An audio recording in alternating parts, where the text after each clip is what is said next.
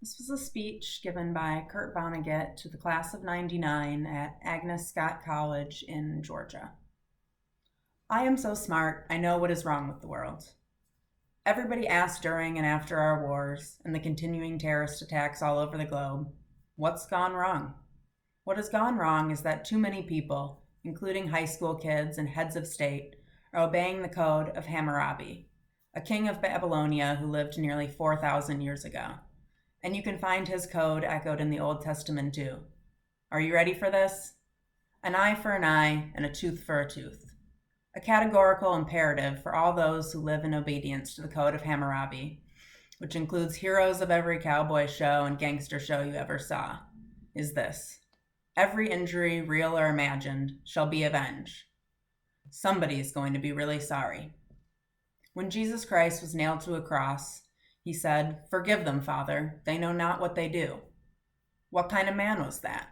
Any real man obeying the code of Hammurabi would have said, "Kill them, Dad, and all their friends and relatives, and make their deaths slow and painful." His greatest legacy to us, in my humble opinion, consists of only 12 words. They are the antidote to the poison of the code of Hammurabi, a formula almost as compact as Albert Einstein's E=mc².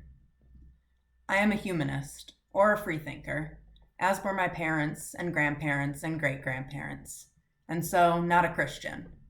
By being a humanist, I am honoring my mother and father, which the Bible tells us is a good thing to do. But I say with all my American ancestors, if Jesus said was good, and so much of it was absolutely beautiful, what does it matter if he was God or not? If Christ hadn't delivered the Sermon on the Mount with its message of mercy and pity, I wouldn't want to be a human being. I would just as soon be a rattlesnake. Revenge provokes revenge, which provokes revenge, which provokes revenge, forming an unbroken chain of death and destruction, linking nations of today to barbarous tribes of thousands and thousands of years ago. We may never dissuade leaders of our nation, or of any other nation, from responding vengefully, violently, to every insult or injury. In this age, the age of television, they will continue to find irresistible the temptation to become entertainers, to compete with movies by blowing up bridges and police stations and factories and so on. But in our personal lives, our inner lives at least, we can learn to live without the sick excitement, without the kick of having scores to settle with this particular person or that bunch of people, or that particular institution or race or nation. And we can then reasonably ask forgiveness for our trespasses, since we forgive those who trespass against us. And we can teach our children and then our grandchildren to do the same, so that they too can never be a threat to anyone. A woman's reach should exceed her grasp, or what's a heaven for? You should know that when a husband and wife fight, it may seem to be about money or sex or power, but what they're really yelling at each other about is loneliness. What they're really saying is, "You're not enough people." If you determine that that really is what they've been yelling at each other about, tell them to become more people for each other by joining a synthetic extended family, like the Hells Angels perhaps, or the American Humanist Association with headquarters in Amherst, New York, or the nearest church. Computers are no more your friends, and no more increasers of your brain power than slot machines. Only well-informed, warm-hearted people can teach others things they'll always remember and love. Computers and TVs don't do that. A computer teaches a child what a computer can become.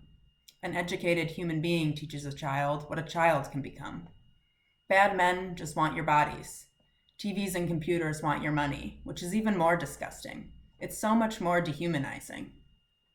By working so hard at becoming wise and reasonable and well-informed, you've made our little planet, our precious little moist blue-green ball, a saner place than it was before you got here. Most of you are preparing to enter fields unattractive to greedy persons, such as education and the healing arts. Teaching, may I say, is the noblest profession of all in a democracy. One of the things Uncle Alex found objectionable about human beings was that they so rarely noticed it when they were happy. He himself did his best to acknowledge it when times were sweet. We could be drinking lemonade in the shade of an apple tree in the summertime, and Uncle Alex would interrupt the conversation as saying, "If this isn't nice, what is?" So I hope that you all will do the same for the rest of your lives. When things are going sweetly and peacefully, please pause a moment and then say out loud, "If this isn't nice, what is?" That's one favor I've asked of you. Now I ask for another one. I ask it not only of the graduates, but of everyone here, parents and teachers as well. I'll want a show of hands after I ask this question. How many of you have had a teacher at any level of your education who made you more excited to be alive, prouder to be alive than you previously believed possible? Hold up your hands, please. Now take down your hands and say the name of that teacher to someone else and tell them what that teacher did for you. All done? If this isn't nice, what is?